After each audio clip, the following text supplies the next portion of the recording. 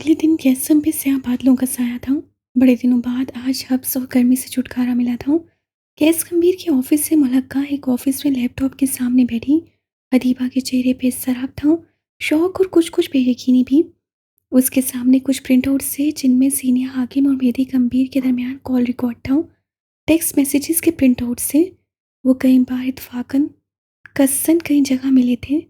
कल रात ही गैस से उसे मेहंदी और जीनिया की मामूलात पर नजर रखने के और इतलात देने को कहा था, मगर जो सब उसके सामने था वो उसे गैस के सामने कैसे पेश करे। दफातन दरवाजे पे हाथ सी हुई। अदीबा ने सर उठाकर देखा, मकसूद गंभीर अपनी व्हीलचेयर के बटन दबाते हुए अंदर आ रहे थे। वो फौरन उठ खड़ी हुई, कागजात इधर से उधर किए। मुझे बुला लिया होता सर, आपको कुछ चाहिए? अगर गैस को इन्फॉर्मेशन दे चुकी हो तो कुछ नहीं चाहिए, और अगर नहीं तो बहुत कुछ। उनका अंदाज तो टोक और सपाट था। कैसी इन्फॉर्मेशन? ना वो डरी ना घबराई, हर तासुर नॉर्मल रहा। कागजात के पलंदों के ऊपर मुख्तलिफ फाइल्स रख दी। मकसूद ने सर को नफे में हिलाया, यूं जैसे महसूस हुए हूँ। तुम्हारा बॉस शहजादा है और मैं बसात का बादशाह। मत भूलो, मैं हर किरदार और साजिश से वाकिफ हूँ। फिर आप ये मत भूलें कि इस वजीर की वफादारी सिर्फ और सिर्फ शहजादे से जुड़ी है। दुश्मन तो उसका मैं भी नहीं। उन्हें बुरा लगा हो जैसे, लग तो दोस्त भी नहीं रहे। वजीर का शक गहरा हुआ। आह, तुम जानती हो, मुझे नई नस्ल की ये जज्बातियत से सख्त नफरत है। नागवारी से जताया गया। Table talk please. वो व्हीलचेयर आगे बढ़ा लाए, पावर चेयर की सीट कर अपनी व्हीलचेयर के एंड सामने रखी। अदीबा ने एक पल के लिए भी उनके चेहरे से नजर नहीं हटाई। चंद लम्हा बाद वो बड़े ही गहरा आरामदेह अंदाज में उनके सामने बैठी थी। उसके लबों पे ना ही आना था, कैसे गद्दारी, उसकी लाश के ऊपर से भी नहीं। मुद्दे पे आते हैं। वो हाथों को बाहम जोड़कर गोया हुए। कल रात गैस गंभीर ने तुमसे दो लोगों की डिटेल्स निकलवाने को कहा, मेरी और जीनिया। मेरी इसलिए क्योंकि आजकल वो किसी और की ज़ुबान बोल रहा है, और जीनिया इसलिए क्योंकि वो गैस की बोली हुई ज़ुबान नहीं समझती, और वो चाहता है कि वो उसकी ज़िंदगी के उतार चढ़ाव से वाकिफ़ हों, ताकि उनके लिए सीने को समझना आसान हो। ताकि उसके लिए जीनिया को धमकाना और डराना और कैद करना आसान हो। मकसूद ने तेजी की। हदीबा ने कुछ कहना चाहा, मगर वो हाथ उठाकर उसे रोक चुके थे, यूं जैसे कह रहे हूँ, शुक्रिया, बाद में। तुम उसे बताओगी कि जीनिया हाकिम और मेहदी एक दूसरे को जानते हैं तो जानती हो क्या होगा। वो सिर्फ एक दूसरे को जानते नहीं है गंभीर साहब। हदीबा की आंखों में एक पल के लिए मलाल तैश रहा। वो दोनों निकाह कर चुके हैं। उससे एक एक लफ्ज़ पे जोर दिया। एक लम्हे, सिर्फ एक लम्हे के लिए उनका चेहरा तारीक पड़ा था। So what? अगले ही लम्हे वो संभल गए। अगर तुम उसे ये सब बता दोगी तो क्या होगा? गैस को सिर्फ एक ही जुबान आती है, बंदूक की जुबान। वो अपने भाई को भी मार देगा, वो जीनिया हाकिम को भी मार देगा। और उसके बाद भी वो जेल नहीं जाएंगे। मैं इस अमर को यकीनी बनाऊंगी। उन दोनों को मैं अपने हाथों से मारूंगी। उसके लहजे में गांठ थी। जेल सजा नहीं होती अदीबा नवाज, जिंदगी सजा है। वो इंसान जो एक लंबे अरसे बाद जिंदगी की तरफ लौटा है, तुम उसके साथ ये सब होता देख सकोगी? अदीबा ने दांत पे दांत जमा लिए। क्यों? क्यों? क्यों? जीनिया हाकिम क्यों? कैस के साथ क्यों? उन दोनों को मारकर वो जिंदा नहीं रह पाएगा। हाँ, मेरे पास एक हल जरूर है। उन दोनों की मौत के अलावा मुझे कोई भी हल कबूल नहीं। उसे जिद्दी अंदाज अपनाया। इल्यूजन। वो उसकी बात सुने बगैर बोले। मुझे चंद माह का वक्त चाहिए। मेरी जीनिया को तलाक दे देगा और जीनिया की शादी गैस से हो जाएगी। मैं वादा करता हूँ हदीबा, मैं उसकी हिफाजत करूंगा। वो मेरा भतीजा है। आंखों के आगे जीनिया हाकिम की शेबा लहराई। फिर जो होगा वो गैस संभाल लेगा, मगर इस वक्त जो होगा उसकी जिम्मेदारी तुम होगी। एक नॉर्मल जिंदगी या एक गिल्टी जिंदगी, तुम जानती हो ना। गैस को अगर कोई उसके अंधेरों से निकाल सकता है तो वो जीनिया हाकिम है। मैं बॉस को धोखा नहीं दे सकती। मेरी उनसे वफादारी गैर मशरूत है। वो मुझ पे अंधा एतबार करते हैं। उसकी आंखों में पानी जमा होने लगा। तुम्हारी वफा ये है कि तुम उसे नॉर्मल और खुश देखो। उससे कत्ल करवाना यह वफादारी नहीं, दुश्मनी है। वो जीनिया को नहीं मारेंगे। बॉस उससे मोहब्बत। वो अपने सगे मामू को भी बहुत मोहब्बत करता था। अदीबा के सर पे खड़ूं पानी आन गिरा। उससे लब काटे। उसके नज़दीक बेवफाई की सजा सिर्फ मौत है। तुम उसकी ऑब्सेशन से वाकिफ हो, और इस वक्त वो जुनून की इंतहा पे है। अदीबा ने सर को हाथों में गिरा लिया। आंखों से आंसू बहने लगे। जिंदगी उनके साथ इतनी जालिम क्यों है? हर दफा मेरे बॉस से क्यों? तुम चाहो तो चीज़ें फिक्स हो सकती हैं। तुम मुझे एक बार फिर कातिल बनने से बचा सकती हो। उन्होंने हदीबा के कंधे पे हाथ रखा। अगर तुम चाहो मैं सब संभाल लूंगा। अगर तुम एक दफ़ा बयान बदल लो। वो चंद पल वहीं रहे, फिर पलट गए। हदीबा अगले कई मिनट यूं ही सर हाथों में गिराए रोती रही। बेबसी के मारे हाथों से जमीन पर जोर जोर से मुक्के मारती रही। चंद पल बाद वो गैस के ऑफिस में थी, आंखें मुतवरम सूजी हुई, चेहरा सपाट।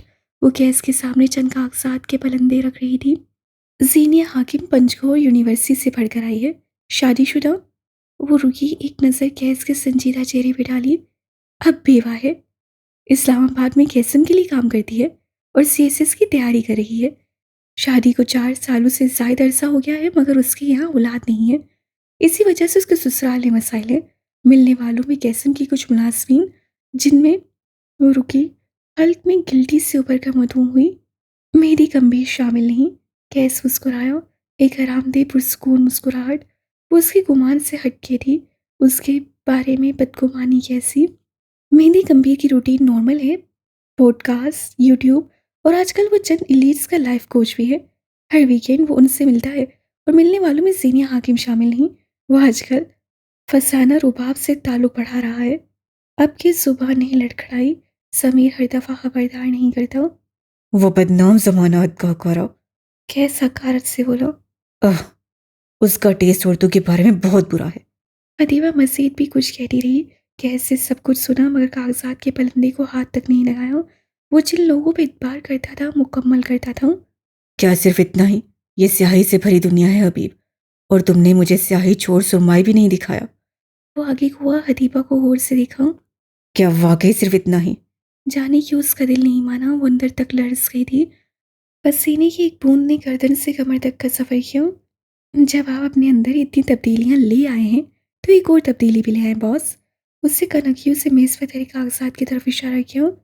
जिन पे यकीन करते हैं, उनमें खोट ढूंढना शुरू कर दे।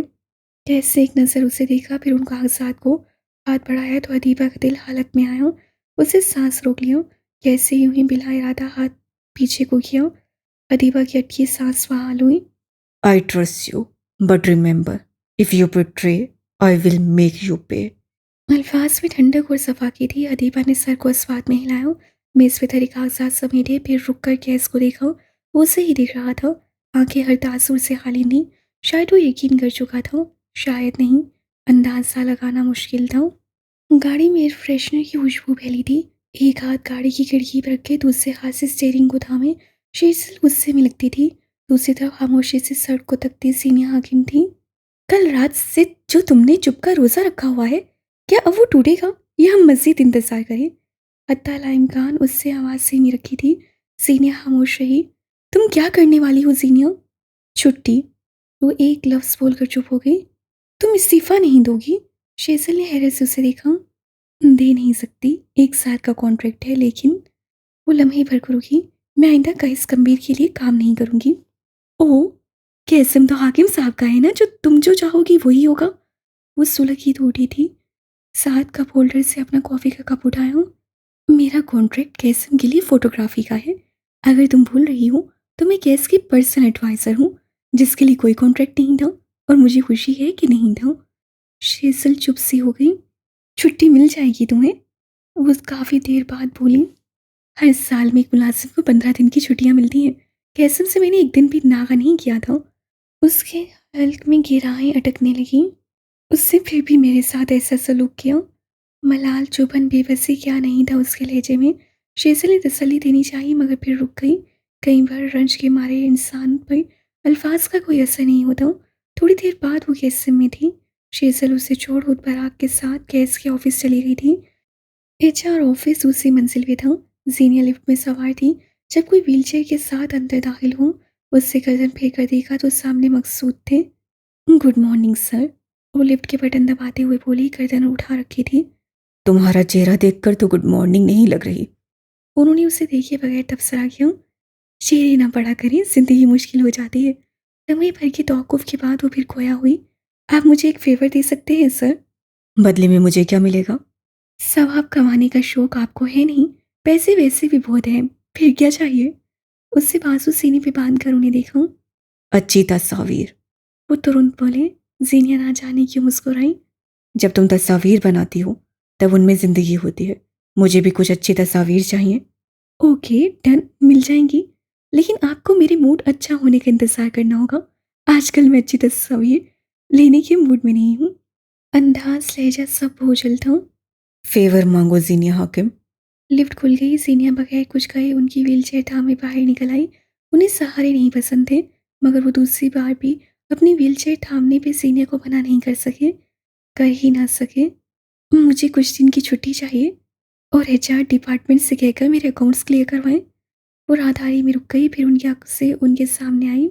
मैं ये कर सकती हूँ, लेकिन कुछ वक्त लग जाएगा। 1 घंटे के अंदर तुम्हारा काम हो जाएगा। वो उसके सर्द चेहरे को देखते हुए बोले। कुछ और कहना है? उन्होंने उसके चेहरे पे कुछ पूछना चाहा। आज वहाँ मलाल का साया था। सीनियर ने नफ़ी में सर हिलाया। मकसूद उसके चेहरे को देखते रहे। उसकी आंखें बिल्कुल अपने बाप पे गई थीं। कद, रंग, काट सब बाप जैसा था। फिर भी वो उन्हें अपनी बहन की याद दिलाती थी। तुम्हारी माँ, तुम्हारी माँ कैसी है? उसे देखते हुए कब, क्यों, कैसे ये अल्फाज उनकी ज़ुबान से फिसले उन्हें अंदाज़ा भी ना हो। जीनिया उलझ सी गई। मतलब वो तुम्हारे बाप के बिल्कुल बरक्स है ना? उसके तासुरात ढीले पड़े। अम्मा मासूम है, हर माँ की तरह। आप क्यों पूछ रहे हैं? मकसूद के दिल पे एक लंबे अरसे की खुशसाली के बाद मीठे पानी की बूंद गिरी थी। हैं, यानी वो जिंदा हैं, उनकी बहन जिंदा है। यूं ही, बस ऐसे ही। वो कहकर रुके नहीं, पलट गए। चंद पल और रुक जाते तो दुनिया ने पत्थर को मोम होते देखना था। सीनियर चंद लम्हे अजीब सी नजरों से उन्हें दिखती रही, यहाँ तक कि वो नजरों से ओझल हो गए। वो गहरी सांस लेती दोबारा लिफ्ट में दाखिल हुई। 1 घंटे तक उसका काम हो जाएगा, उसे यकीन था। लिफ्ट के दरवाजे को हाथ मारकर बंद करूं, राहदारी में खड़े होकर एक गहरी लंबी सांस लूं और अपने कदम को गैस गंभीर के ऑफिस रूम की तरफ मुड़ो। दिल मजबूत, समाज बरकरार और कहानी में एक नया किस्सा तैयार। मैं तुमसे सिर्फ इतना पूछ रही हूँ कि जो कुछ भी तुमने कल किया वो क्या था? मेज पे दोनों हाथ रखे वो आगे को झुकी हुई शेरनी की तरफ फनकार रही थी। अपने दोस्तों के लिए स्टैंड लेना आता था उसे। कैसे महसूस अंदाज से पीछे होकर टेक लगाई, बाजू सीने पे बांध लिए और ग्लास वॉल के सामने खड़े पराग को गर्दन फेर कर देखा। कल तुम्हारे मंगेतर ने भी यही सवाल किया था और तुमने बराक हनीफ को बगैर किसी गार्ड के सुनसान सड़क पे गाड़ी से निकालकर बाहर फेंक दिया। बराक उसकी बात काट कर बोला। वाह यार, याददाश्त अच्छी है तुम्हारी। वो गोया मुतासिर हुआ था। तो क्या तुम मेरे साथ भी वही करोगे? शेजल ने कुछ बेयकीनी से सवाल किया। अफसोस होगा, लेकिन मैं मर्दों और औरतों में बराबरी का कायल हूँ। तमीज से बात करो, वो मेरी मंगेतर है।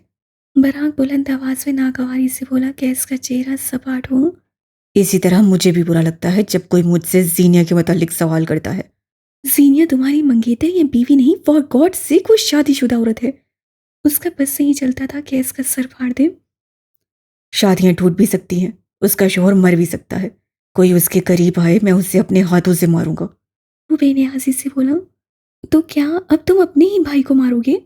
शेजल तेजी से बोली, मगर जितनी तेजी से ये अल्फाज अदा हुए थे उसी तेजी से वहां खड़े उस सकून को जामत भी कर गए। शेजल का चेहरा सफेद पड़ा, गैस का सूख और बराक का तारीख। अगले चंद लम्हे वहां मौत जैसी खामोशी रही। शेजल के गले में गिल्टी से उभर कर मधुम हुई। उससे चेहरे पे हाथ फेरा और गैस की आंखों में देखा। वो उलझन, सवाल गहर लिए उससे तक रहा था। हर मुसलमान दूसरे मुसलमान का भाई है, क्या तुम अपना ही दीन भूल गए हो? उसके तने हुए चुपड़े ढीले हुए, आंखों की बेयकीनी इनका हुई। कंधों से ढेर सारा बोझ उतर गया। अपने ही मुसलमान भाई बहन को कत्ल करना बहुत बड़ा गुनाह है लूसीफर।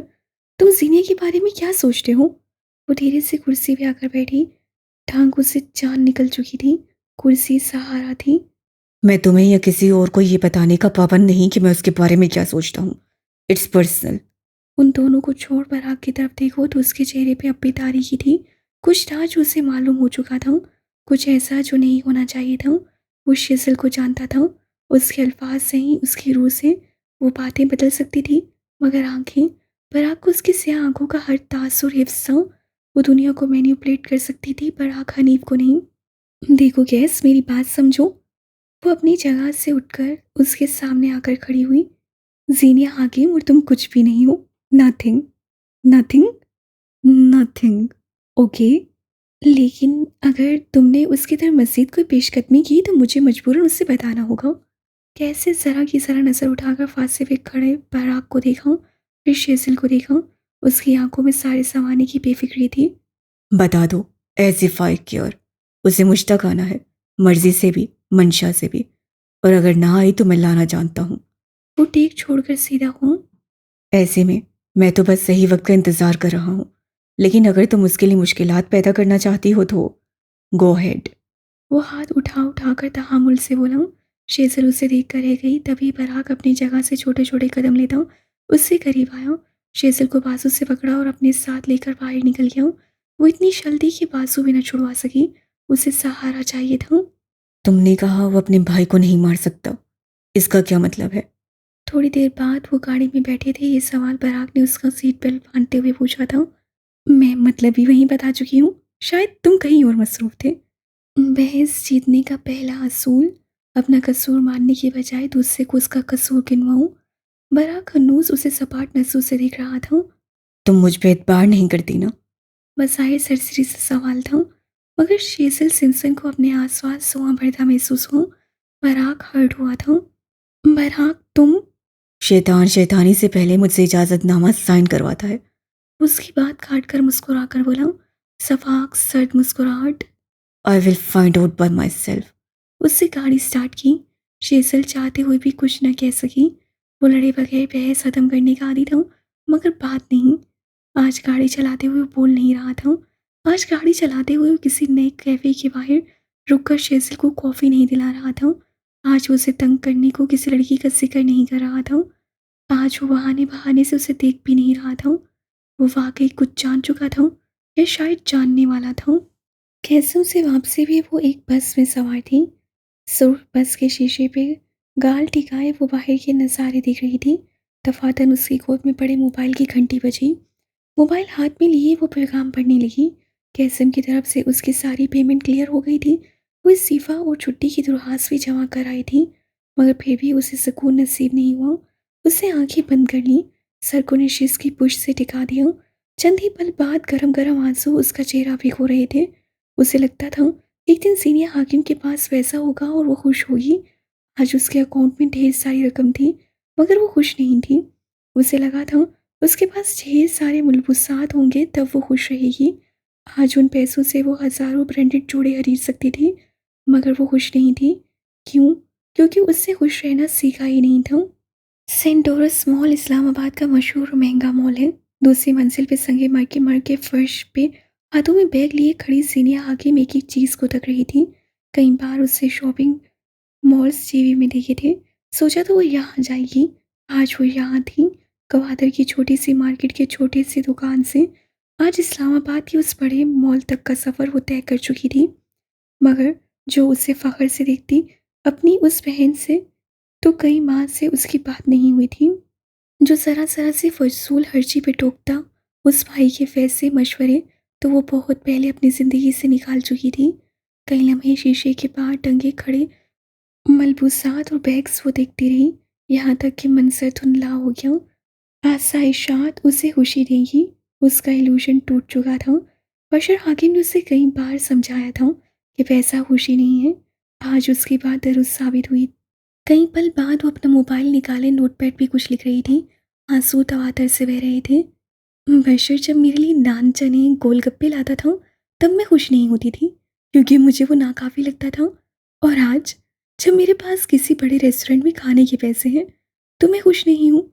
लंबी सफ़ेद उंगलियां खटाखट टाइप कर रही थीं। उसके दिल को कुछ हो रहा था। आज मैंने अपनी ज़िंदगी से एक सबक सीखा है। मेहदी गंभीर कमबख्त सही कहता है। जीनिया हाकिम को खुद पे काम करने की ज़रूरत है। आज मैंने जाना कि खुश ही आपका हाल है।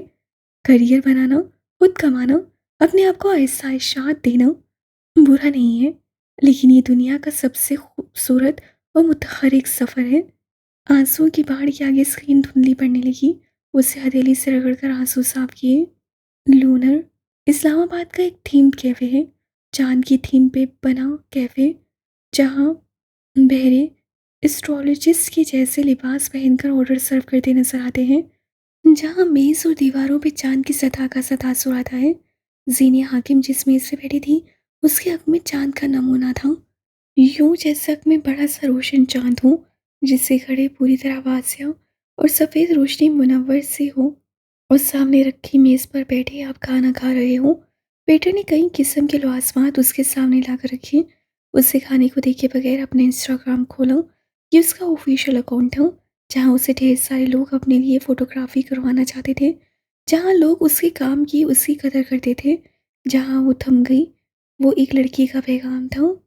मेरा मंगेतर आपकी फ़ोटोग्राफ़ी को बहुत एडोर करता है। उसकी बर्थडे है परसों, क्या आप उसके लिए आ सकती हैं? प्लीज़ मना मत कीजिएगा, मोहब्बत की खातिर प्लीज़। उसे बेदिली से मोबाइल परे डाल दिया। मोहब्बत के नाम पे बेख्तियार उसकी आंखों के आगे सब्ज़ आंखों की शबिया लहराई थी। पहली बार उसे किसी की आंखों में सिर्फ अपना अक्स देखने की ख्वाहिश हुई।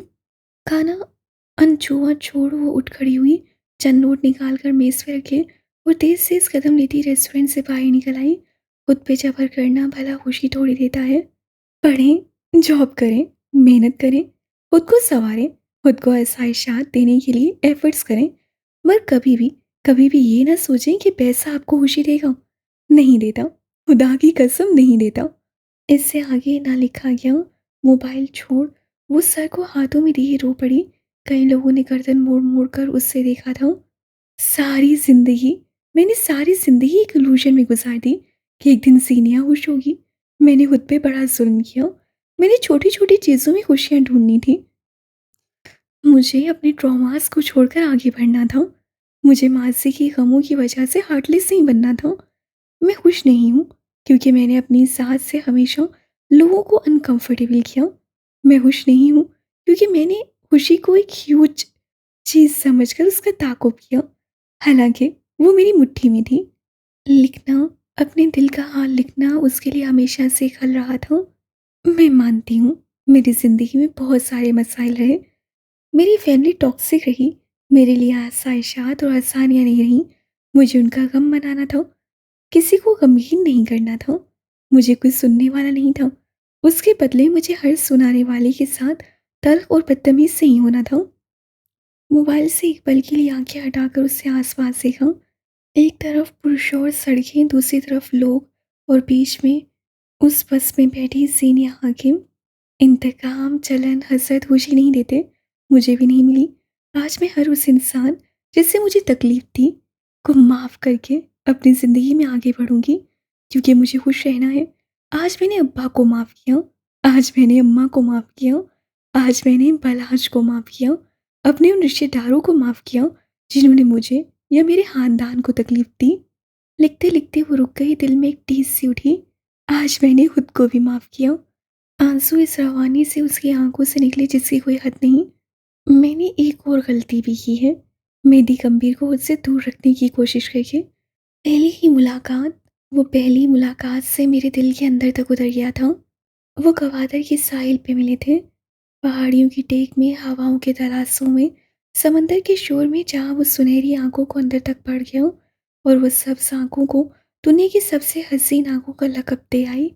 वो मुझे अनकंफर्टेबल नहीं करता था, वो मुझे बुरा नहीं लगता था, वो मुझे बेज़ार नहीं करता था, वो बस मुझे कम्फ़र्ट देता था और मेरे इल्यूज़न के मुताबिक मुझ पे सिर्फ़ सख्तियाँ आनी थीं, मुझे बस मुश्किलात झेलनी थी।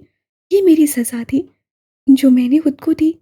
मैं उससे दूर भागती थी क्योंकि मुझे यकीन था मैं उसके हज़ार में जकड़ी जाऊँगी। वो बिल्कुल वैसा था जैसे एक अच्छे मर्द को खोना चाहिए। वो पहले जहाज़ के अर्शे पे एक साथ खड़े थे। सीनिया के हाथ में मेहदी का मोबाइल था। वो उसे खोले हुए थी। मेहदी ने ऐसी लड़की पहली बार देखी थी। मोबाइल ठीक करके उससे मेहदी की ओर बढ़ाया तो सब आंखों में सताइश उभरी। ऐसी सताइश उसे अब्बार, बशर या फिर किसी और ने नहीं दी थी। वो तल्ख़ रवैयों, सख्त लहज़ों की आदी थी। मिजाज की सरमी ने उसे मेहदी गंभीर से दूर रहने का अंदिया दे दिया। वो अच्छा था, बहुत अच्छा। मुझे उसकी अच्छाई से खौफ आता था क्योंकि मेरे ट्रॉमास से मेरे अंदर नफ़रत, बेज़ारी और इंतकाम भर दिया। मैंने इतना अरसा खुद पे ढेर सारा ज़ुल्म किया। क्यों किया? वो हॉस्टल के बाहर उससे कैक्टस का पौधा थमा रहा था। वो करोड़ों रुपए की गाड़ी छोड़ उसकी बाउंड्रीज़ का एहतराम करते हुए पैदल चल रहा था। वो उसे मौज़ूए गुफ्तगू ना बनाते हुए यूनिवर्सिटी में उससे कम मुखातिब करता था। वो उसे जज नहीं करता था। वो उसे रोते हुए देख उसकी कमज़ोरी पे ताने नहीं कसता था। वो मेहदी गंभीर था, लाखों के आउटफिट, अपनी रेपुटेशन की परवाह न करते हुए सड़क पे उसके सामने आलती-पालती मारे बैठ गया था। वो कौन था? कैसा शख्स था? वो मोम था और तारीख में पहली बार मोम ने पत्थर पिघलाया था। मुझे मुस्तकबिल का नहीं पता, मुझे हाल का पता है और हाल कहता है, मेहदी गंभीर मुझे खुशी देता है। खुद पे चढ़ा सख्ती का कफ्स मैं उतार रही हूँ। खुद को माफ़ करते हुए हर इल्यूज़न को तोड़कर मैं खुश होना चाहती हूँ। उससे नोटपैड बन गया, गीली नम आँखों से मुस्कुराई और मोबाइल वापस आँखों के आगे करते हुए वीडियो नामी शख्स के नाम पैगाम भेजा। मैं नई गाड़ी लेना चाहती हूँ, साथ चलें? पैगाम जा चुका था। जवाब हाँ में आना था।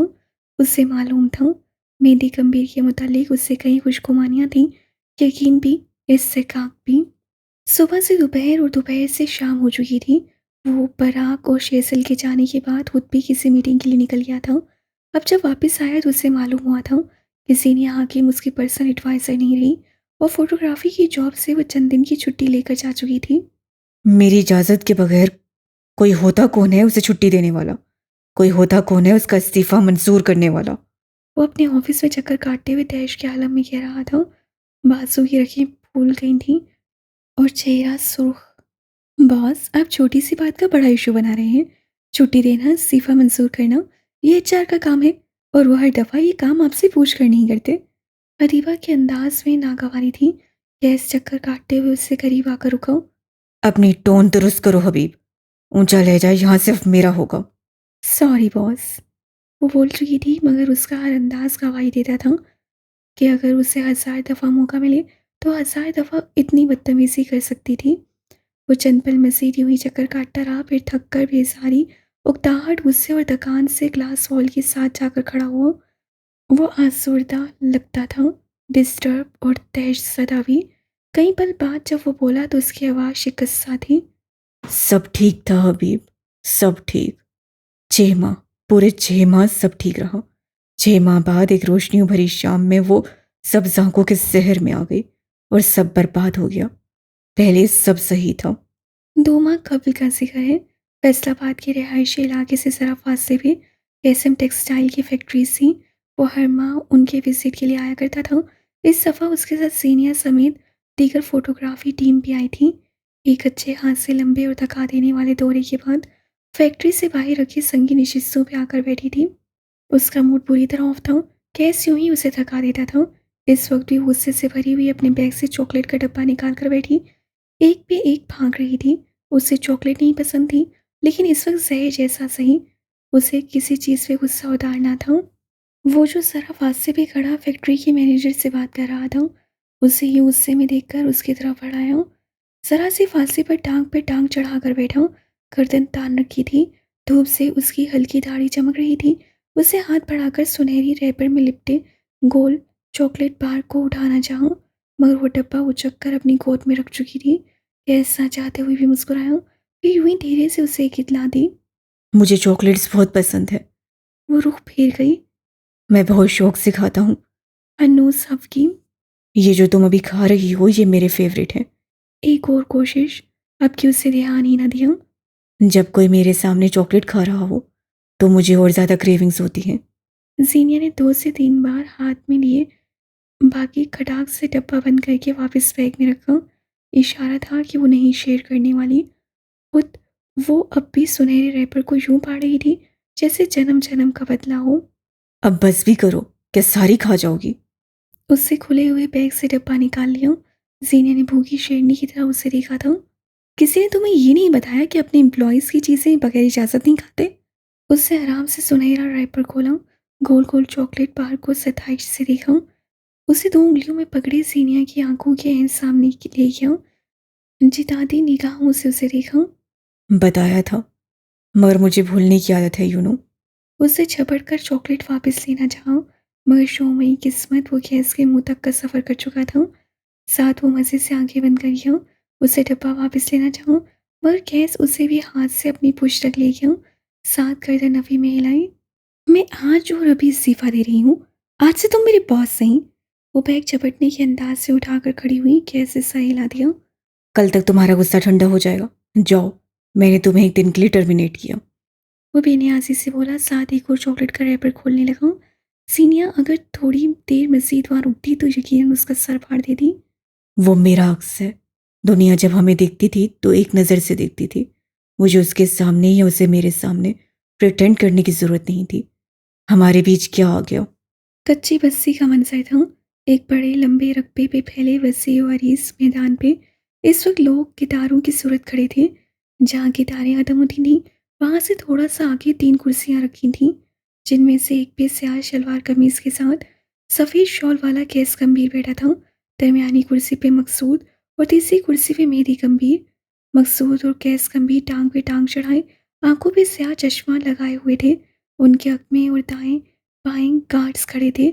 एक तरफ जरा से फासले पे राशन का ढेर सारा सामान रखा था, साथ एक मेज से पैसों का एक बैग। हर घर को कुछ राशन और पैसे थमाए जाते थे। सीनिया हाकिम कैमरा हाथ में लिए हुए तस्वीर उतार रही थी, साथ हमद और मुर्तज़ा थे। मेरी से आजकल उसकी नाराज़गी थी, सो उन दोनों के दरमियान कोई बात ना हुई। थोड़ी देर बाद मेरी उठ खड़ा हुआ और लोगों की मदद की खातिर वो राशन की बोरियां खुद उठा उठा कर उन्हें देने लगा। कैस गंभीर ने स्याह चश्मे के पार नागावारी से उसे देखा। ये फेक लग रहा है। आवाज़ से उससे गर्दन तिरछी करके देखा। सीनिया हाकिम कैमरे की स्क्रीन पे उंगलियां घुमाती कह रही थी। वो उसके हक में खड़ी थी। कैसे उसे मेरी की छोड़ी हुई कुर्सी पेश की। वो मेरी का स्याह चश्मा उठाती वहीं बैठ गई और उंगली से कैमरे की स्क्रीन की जानिब इशारा किया। ये देखो, ये कैमरा, इसके फिल्टर्स, इसका रिजल्ट सब बहुत हाई है। साफ लग रहा है तुम्हारा यहाँ राशन बांटना एक स्टंट है। हालांकि ये मेरी नेकी है, उससे बुरा मनाया। और अगर नेकी की बजाय मैं ज़रा सी सताइश हासिल कर लूँ तो क्या बुरा है? उससे गॉगल्स उंगली से नीचे किए साथ बैठी जीनिया को देखा। कुछ बुरा है क्या? जीनिया ने सोचने की अदाकारी की। मुझे मेरी टीम को एक अच्छी पेमेंट मिल रही है, गरीब लोगों को ढेर सारा राशन, और तुम्हें एक अच्छी धूप। जब तक कुछ मिल रहा है मेरे नज़दीक वो बुरा नहीं। वो दोबारा कैमरे पे झुक गई। कैस मुस्कुराया था, आधा आना मुस्कुराहट। वो बिल्कुल उसी की जैसा सोचती थी। वो उसकी इसी बात पे फरीफ्ता हो जाता। चंद पल बाद सीनिया उन तमाम तस्वीर और वीडियोस को मुस्तरद करते हुए एक आम से एंड्रॉयड मोबाइल से तस्वीर ले रही थी। यूँ लगता था जैसे कैस गंभीर को और उसके घराने के बाकी 2 अजीम मर्दों को इन वीडियोस और तस्वीर का इल्म ही ना हो। आह! वो अजीम लोग। कैस जो काफ़ी देर से नागवारी से मेरी को राशन उठा उठा कर देखते थक गया, तो गार्ड से कहकर उसे अपने पास बुलवाया। हम यहाँ हैरात करने आए हैं मेदी, इन लोगों के मुलाजिम बनने नहीं। हैरात भी तो हमारे बड़ों के एहसाले सवाब के लिए है ना। तुम्हें भी चाहिए कि लोगों को अपने हाथों से उठकर कुछ बांटो। हम यहाँ उन्हें फाइनेंशियली सपोर्ट करने आए हैं। ये लोग पेट से मजदूर हैं, टांगों से नहीं। चुपचाप बैठो और उन्हें हड्र हराम ना बनाओ। उससे हुक्म सादर किया। मेरी को बुरा लगा। उससे गैस के साथ बैठी सीनिया हाकिम को देखा। तुम कुछ नहीं कहोगी? सुबह से तुम गैस को 1000 हिदायत दे चुकी हो, क्या एक और नहीं दे सकती? उसे सख्त तैश आने लगा था। जीनिया ने एक अंदाज से बला के मासूमियत से आंखें उठाकर उसे देखा। मैं क्यों कुछ कहूँगी? I agree with gas. खाने के लिए मेहनत तो करनी पड़ती है ना। आंखें पटपटाते हुए मासूमियत से कहा गया। मेरी अफसोस से उन दोनों को देखता और फिर तेज तेज कदम लेता दोबारा अपनी साबका जगह पे जाकर खड़ा हुआ। चंद पल बाद उस सफ में 3 लोग थे। मकसूद, कैस, सीनिया। उन तीनों के लिबास स्याह थे। उन तीनों की आंखों पे स्याह चश्मा था। उन तीनों ने टांग पर टांग चढ़ा रखी थी। तीनों मुख्तलिफ थे, अंदाज एक सा, हफ्ती। मैं उसके लिए बदल भी रहा था। मैं उसके लिए अपने पैटर्न से हट भी रहा था। वो मुझे बुलंद भी कर रही थी। वो मेरे साथ भी खड़ी होती थी। फिर क्या हुआ? उसे 150 बार दिल पे हाथ रखकर अपनी धड़कनें दुरुस्त की। गैस को देने के लिए 1000 दलीलें सोच ली और फिर बिलाहिर उसके ऑफिस का दरवाज़ा हल्के से नॉक कर दिए अंदर दाखिल हुई। वो जो एक नया स्केच तैयार कर रहा था, गर्दन उठाकर उसे देखा, फिर मुस्कुराते हुए उससे अंदर आने को कहा। वो आगे आई, थूक नीला, फिर हिटाई से गर्दन अकड़ा ली। एक फाइल मेज पे रखी। आपकी तस्वीर बॉस। फाइल जरा से आगे खिसकाई। ये प्रिंट्स आपको पसंद नहीं थे और अब मैं उन्हें ठीक नहीं कर सकती क्योंकि ओरिजिनल तस्वीर मुझसे डिलीट हो गई हैं। मैं कोई बात नहीं, दूसरी तस्वीर ले लेना। उसे नॉर्मल और मसरूफ से अंदाज में कहते हुए फाइल उसकी तरफ बढ़ा दी। सीनिया हक्का बक्का ही तो रह गई। कहाँ वो ज़रा-ज़रा सी गलतियों पे फाड़ खाने को दौड़ता था और कहाँ आज वो इतने प्लेंटर पे इतना नॉर्मल होकर बात कर रहा था। सीनियर ने जल्दी-जल्दी फाइल उठाई और जाने को मुड़ी, मबादा उसका मूड ही ना बदल जाए। रुको, यहाँ आओ। उसकी आवाज़ पे वो मुड़ी। कैस के चेहरे पे अब हल्की उलझन थी। सीनियर छोटे-छोटे कदम लेती उसके सामने जा खड़ी हुई। बैठ जाओ।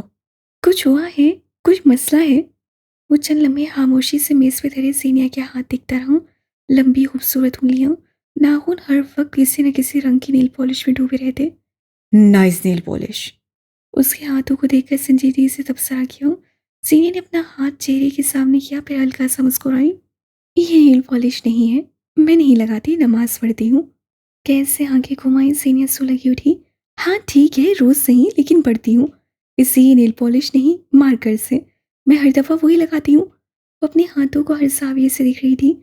कैस उसे तकता रहा, फिर धीरे से किसी तिलिस्मी लम्हे के जेर असर उसके लबों से चंद अल्फाज निकले। तुम्हारे हाथ बहुत खूबसूरत है। जीनिया के हाथों की हरकत रुक गई। उससे निगाहें उठाकर उसे देखा। Excuse me. लम्हे के 1000वें हिस्से में उसका लहजा सख्त हूँ। आर्टिस्ट के हाथ खूबसूरत होने चाहिए। अब की वो उलझी। कैस हनूस उसके हाथों को देख रहा था। मैं जब आर्ट स्कूल में पढ़ता था, तब मेरे एक टीचर मेरी उंगलियों को स्केच करते हुए देखकर हमेशा यही कहती थी, तुम्हारी उंगलियां बहुत खूबसूरत हैं। आर्टिस्ट की उंगलियां खूबसूरत होनी चाहिए। वो मुस्कुराया, नॉस्टैल्जिया की सी मुस्कुराहट। सीनियर के तने हुए तासुरात ढीले पड़े। एक लिखारी, डिजाइनर या फिर पेंटर जब मुसलसल उंगलियों में पेंसिल पेन पकड़कर लिखता रहता है, तो एक वक्त बाद उसकी उंगलियां मुतासिर हो जाती हैं। उससे अपना हाथ मेज पे आगे रखूं। सीनियर के हाथ से जरा से फासले पे लकड़ी की उस मेज पे उन दोनों के हाथ धरे थे। उसके गंदमी हाथ की उंगलियां जरा सी टेढ़ी हो गई थी। सीनियर उसके हाथ देखती रह गई। उंगलियों के तराशे हुए नाखून ऊपर थी, सब्ज वासे और फूली भी रखे। बिलाशुबा उसके हाथ बहुत खूबसूरत थे, लेकिन मैं आर्टिस्ट नहीं हूँ। इस सारे में सीनिया ने पहली बार उसे टोका था। तो फिर ये क्या है? उसने लैपटॉप का रुख उसकी तरफ किया। वो बटन दबाकर एक वीडियो प्ले की। वो ग्राउंड फ्लोर की एक बेंच का मंजर था, जिस पे सीनिया हाकिम आलती पालती मारे बैठी कागज पे पेंसिल चला रही थी। शहजादियों की स्केच। उसे हमेशा ये स्केच बनाने की आदत रही थी, बचपन से। नहीं, मैं तुम्हें फॉलो नहीं कर रहा था। सीसीटीवी फुटेज खत्म होने पे वो सीनियर से कबल बोल पड़ा। मैं कुछ ढूंढ रहा था और मुझे ये मिल गया। बीक्यू कामयाब रहा है और मैं ये सारी कमाई मजीद यूनिकनेस पे इन्वेस्ट करना चाहता हूँ। कोई मशवरा? वो स्क्रीन पे जूम करते उस स्केच को देखने लगा। एक खूबसूरत फ्रॉक, चेहरा, जिसामत, सब था शहजादी के पास। शहजादी को किसी चीज़ की ज़रूरत तो होगी ना मिस जीनिया हाकिम। वो बड़बड़ाया, उलझा। वो कई दिनों से उलझा हुआ था। जूते, वो धीरे से बोली। शहजादी के पैरों में जूते नहीं है बॉस। आला कपड़े, आला जेवर, खूबसूरत चेहरा। सफ़र के लिए ये सब ज़रूरी नहीं होता। सफ़र के लिए सबसे ज़्यादा ज़रूरी जूते हैं, मजबूत जूते। कैसम शूज़ लॉन्च करने का वक्त हुआ जाता है। कैस गंभीर जैसे किसी ख्वाब से जागा था। माजी में भी और खाल में भी। वो ग्लास वॉल के सामने खड़ा था। लब खामोश हो चुके थे। आंखें दर्द कहती थीं। जाने क्यों, ना जाने क्यों सीनिया हाकिम का हिजर उसके दिल को दुखी किए देता था। वो पास थी तो सब ठीक था, वो नहीं था तो सब था, मगर ठीक नहीं। उसके लिए किसी इंसान की मौजूदगी कभी इतनी ज़रूरी नहीं हुई थी। 6 माह इल्यूजन थे सर। कई पल बाद उस ऑफिस में अदीबा की आवाज़ गूंजी। 6 माह आपने वो बनने की कोशिश की जो आप नहीं हैं।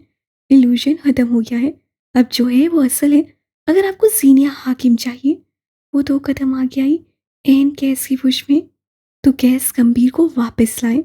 वो जो मामलात बिगड़ने पे चीखता नहीं था, उन्हें फिक्स करता था। वो जो सफाइयाँ नहीं देता था, मैन्यूपुलेट करता था। वो जो गलतियों पे नादिम नहीं होता था, उन्हें फिक्स करता था। Bring him back please. धीरे से नरमी और मिन्नत से सरगोशी की गई और फिर वो पलट गई। आगाही देकर पलट जाने वालों का कोई क्या करे। क्या देख रहे हो, मुझे भी दिखाओ जरा। हाथ में चाय का कप लिए और रूज बशर के साथ बेड पर आकर बैठी। बशर ने उसके हाथ से कप ले लिया, उसके पुश पे तकिए दुरुस्त किए और फिर खुद इस अंदाज से बैठा कि रूज को स्क्रीन देखने में ज़्यादा दिक्कत ना हो। मेरी चाय दे दो आप। वो सेट होकर बैठी तो एक और मुतालबा कर दिया। बशर सीधा होकर बैठा, चाय की बजाय खुश्क फ्रूट की प्लेट उसके हाथ में थमाई। चुपचाप ये खाओ। डॉक्टर ने कहा है तुम्हारे लिए ज़्यादा चाय अच्छी नहीं है। वो संजीदगी से कहकर दोबारा फिल्म की जाने मुतवज्जो हो गया। उरूज खोल कर रह गई। और ये कौन सा डॉक्टर है जिसने तुमसे कहा है कि बीवी की चाय खुद पी जाओ? वो तो मैं तुम्हारी मोहब्बत में पी रहा हूँ। आखिरी खून तुम पीना, प्यार बढ़ेगा। उससे पति की बात बताई। बचा ही ना लेना तुम। उससे चेहरे के जाविये बिगाड़े, फिर स्क्रीन को देखते हुए उसकी आंखें चमकी। ये आदमी कितना खूबसूरत है। हमारा बेटा भी ऐसा हो तो। बशर ने स्क्रीन खट से गिरा दी। संजीत ससार करती नजरों से अब वो उरूज को देखने लगा। वो जबरदस्ती मुस्कुराई। तुम्हें मैं खूबसूरत नहीं लगता? अगर मेरा बच्चा ज़रा सा भी तुम पे, खानदान के किसी दूसरे फर्द पे गया तो तुम्हारी खैर नहीं। उसका मूड खराब हुआ। इतना खूबसूरत भी नहीं था वो अदाकार। हैं? हैं? भले इसमें मेरा क्या कसूर होगा? इस हालत में जिसका चेहरा ज़्यादा देखते रहो बच्चा उसी पे जाता है। तुम्हें मुझे देखना चाहिए था। लो जी, लाड साहब की नई फरमाइश। तो तुम हर वक्त दुकान और उस लैपटॉप के झमेलों में पड़े रहते हो। फिर मैं कैसे देखूं? वो खाइफ हुई, फिर यकदम पुरजोश हुई। ये बताओ, तुम्हें बेटा चाहिए या बेटी? और उनको कैसा होना चाहिए? बशर मुस्कुराया। अगर बेटी हो तो जैनी जैसी, और अगर बेटा हो तो मुझ जैसा। वो रोज के चेहरे पे नसें जमाए हुए बोला। उसका चेहरा भी भरा भरा होने लगा था। पैरों में सोजिश बढ़ गई थी। सीने के जिगर पे रोज का चेहरा बुझ सा गया। वो गैर आरामदेह हुई। हाँ, वो कहती नहीं थी, मगर उसे यकीन था कि बलाज की गुमशुदगी के मुतालिक सीनिया ज़रूर कुछ जानती थी। वो लोग उसे ढूंढ ढूंढ कर पागल होने को थे। अगर सीनिया और बलाज भाई साथ होते तो आज उन दोनों की तरफ से भी खुशखबरी मिलती। हमारी शादी कुछ साल होने वाला है बशर। और फ़र्क देखो। उसकी आंखें आपदीदा हुईं। मेरा भाई अल्लाह जाने कहाँ है। और जीनिया, वो तो शोहर के होते हुए भी एक हाली जिंदगी गुजार रही है। बशर ने गहरी सांस ली। फ्रूट्स की प्लेट उठाकर बेड की साइड मेज पे रखी और रूज के ठंडे हाथ अपने हाथ में लिए। हर कोई अपनी अपनी कहानी का बिस्मिल है। उन दोनों के मसाइल मुख्तलिफ हैं और हमारे मुख्तलिफ। बलाज की जल्द कोई खैर खबर आएगी, मैं पुरुमीद हूँ। और इस सब में जैनी का कोई कसूर नहीं है। बात घूम फिर कर फिर बिलाहिर उसके सहनी पे आ गई। तुम सहनी को इतना अडोर क्यों करते हो? गूंज भी तो तुम्हारी बहन है ना? वो रूज के हाथ छोड़ते हुए पीछे को हुआ, साथ हल्का सा मुस्कुराया। गूंज मेरी बहन है, जैनी मेरी दूसरी माँ, मेरी बेटी, मेरी बड़ी बहन भी। हम दोनों ने बड़ा मुश्किल वक्त देखा है। उरूज, अब्बा के पास हमें खिलाने को पैसे नहीं होते थे, मगर चीखते बराबर थे, जलील करते थे और मारते भी थे। उसके चेहरे पे अफसुर्दगी छा गई। ऐसे में वो मुंहफट अब्बा से मेरे लिए, अम्मा और गूंज के लिए बहस करती थी। कई बार मेरी गलतियां अपने सर ले लेती थी। खुद भूखी रहकर अपने हिस्से के अच्छे खाने मुझे खिला देती थी। हालात ने उसे बहुत तल्ख बना दिया। असल में खरा सोना है वो। पिघला हुआ गर्म सोना। रूज चिता कर बोली तो बशर मुस्कुरा दिया। बात हुई है मेरी, कुछ दिन बाद आ रही है वो। किसके साथ? वो यकदम सीधा हुआ। ऑब्वियसली तुम लेने जाओगे, वरना जब तक वो यहाँ आएगी तुम हार्ट अटैक से मर जाओगे। वो कहकर लेट गई। बशर कुछ बड़बड़ाते हुए उस वे लिहाफ दुरुस्त करने लगा। उन दोनों के कमरे से जरा फासले में वाक़ हूँ। कूच हाकिम के कमरे की तरफ आऊँ तो उससे मोबाइल कान से लगा रखा था। चेहरा सपाट था। मैंने कहा था सेगम, हम अब मज़ीद कोई राब्ता नहीं रखेंगे। दूसरी तरफ अपने कमरे में चक्कर काटता सेगम बुरी तरह हैरान था। मैं तुम्हारे फैसले को मान लेता हूँ, लेकिन मुझे ये तो बताओ मेरा कसूर क्या है? बाहुदा मैं तुम्हें तंग नहीं करना चाहता, लेकिन इस तरह ये राब्ता ख़त्म करना, साफ साफ बताओ कूंज। वो रुका, हालत में बेख्तियार कुछ चुभने लगा। तुम उस लड़के से अब तक राब्ते में हो? क्या तुम उसके लिए सीरियस हो? उससे कुछ कहना चाहा मगर वो उसकी बात काट दिया। अगर ऐसी कोई बात है तो मैं पीछे हट जाऊंगा। मेरे लिए तुम्हारी खुशी है। मैं दिल दुखा था मगर वो मोहब्बत को रोक नहीं बनने दे सकता था। कूंज ने आंखें बंद कर ली। दूसरी तरफ वो भी आंखें बंद किए पलंग से टेक लगाए बैठ गया। दिल में जो दर्द उठा था, इल्लामान। मैं तुमसे वफादार रहूंगी सेगम, मेरे इत्बार करो, लेकिन मैं तुमसे राब्ता नहीं रखना चाहती क्योंकि ये गुनाह है। वट रबिश यार, दुनिया में बाकी गुनाह भी तो बहुत है। वो बुरी तरह झुंझलाया, बेबस हूँ। वो किसी और की खबर का मामला होंगे, ये मेरी खबर का। अगर तुम चाहो तो मुझे छोड़ सकते हो। मैं ऐसा कर सकता हूँ क्या? पूरे 6 माह गूंज, पूरे 6 माह मैं एक इल्यूजन में रहा कि मैं तुम्हें भूल जाऊंगा, तुम्हारी बेवफाई याद करूंगा। मगर जब तुम मेरे सामने आई सब पीछे रह गया। झूठ, धोखा, बेवफाई। वो धीरे धीरे गिनवाता गया। गूंज सुनती गई, आंखें मूंदे, आंसू बहा थे। कुछ बाकी था तो सिर्फ तुम। मैं तुम्हें माफ कर सकता हूँ, ये मुझे नहीं पता था, लेकिन मैं तुम्हारे साथ रहना चाहता हूँ, ये मुझे मालूम है। 6 माह, 6 सदियाँ, चाहे जितना वक्त गुजर जाए, मुझे बस ये बताओ कि इस सारे अरसे के बाद तुम मेरे लिए होगी। सिर्फ तुम्हारे लिए। उसके लबों से बेसाख्ता निकला था। जेगम ने गर्दन अस्वाद में हिलाई। रूह पुरसुकून हो गई। लेकिन अब मज़ीद कोई राब्ता नहीं, और तुम मुझे कमज़ोर नहीं करोगे? ये बहुत मुश्किल है। वो लब काटने लगा। तुम बहुत जालिम हो गूंज, मोहब्बत जालिम है। उसके दिल में इंतहा की तकलीफ उठने लगी थी। तुम मुझे कमज़ोर कर रहे हो जेगम। ओके, ओके, मैं अब तुम्हारे फैसले का एहतराम करूंगा, लेकिन याद रखना, तुम ब्लेसिंग हो। वो कहकर खामोश हूँ। गूंज ने उसके मज़ीद कुछ कहने का इंतज़ार किया, फिर कॉल काट दी। अगले ही लम्हे उसने जेगम को व्हाट्सएप, इंस्टाग्राम और नंबर से ब्लॉक कर दिया। गुनाह तर्क करने से पहले गुनाह तक जाने का रास्ता तर्क करना होता है। उसी शाम में चंद घंटे पहले गाड़ी के एक शोरूम में, जहाँ चारों ओर चमचमाती गाड़ियां खड़ी थीं, वहीं उन्हीं गाड़ियों के शीशों के अक्स में हमारी कहानी के दो किरदार भी थे। स्याह गाड़ी के शीशों में उन दोनों का अक्स बन रहा था। सरकार, आपको कौन सी गाड़ी चाहिए? मेहदी उसकी तनकीदी नज़रों से और जीनिया उसके इसी सवाल के 3 बार से ज़्यादा पूछे जाने पर नाराज़ हुई। आपको कहीं जाना है? वो तीखी नज़रों से उसे देखते हुए पूछ रही थी। पास ही एक वर्कर खड़ा था। नहीं, मेरा मतलब था। आपको जाना है तो आपका वक्त खराब नहीं करूंगी, लेकिन अगर मेरे साथ रहना है तो 3 असूल हैं। वो उस स्याह गाड़ी को मुस्तरद करती सफ़ेद रंग की एक छोटी गाड़ी के सामने आकर रुकी। ऑटोमेटिक ऑल्टो गाड़ी। आप कम से कम आधा घंटा चुप रहेंगे और बिल्कुल बोलेंगे नहीं। वो दूसरी तरफ से घूमकर आई और ड्राइविंग के साथ वाली सीट पे आकर बैठी। कबूल है। उससे हाथ सीने पे रखा, यूं जैसे हर हुक्म मानेगा। मैं चाहे 1,500 गाड़ियां चेक कर लूं, आप बीच में टोकेंगे नहीं। मेरी दूसरी तरफ से आया और ड्राइविंग सीट संभाल ली। कबूल है। साथ बड़े जोश से कहा, मैं जो पसंद करूं, चाहे वो कचरा हो, आप उसमें नुक्स नहीं निकालेंगे। अब की सीनियर ने उसके चेहरे को देख कर कहा। कबूल है। गाड़ी का स्टीयरिंग चेक करते हुए वो एकदम रुका, बेयकीनी से सीनियर को देखा। मैंने 3 बार कबूल है कहा। ओह शिट, ये तो दोबारा निकाह हो गया। जीनिया उसके तासुरात में मुस्कुराई। ओह शिट, लड़की वो ही पहली है। ये सदमा ज़्यादा बड़ा था। जीने की मुस्कुराहट थम गई। अब ये उसने लबों का कोना दांतों में दबा लिया। अफसोस किस बात का है? दूसरे निकाह का या पहली लड़की का?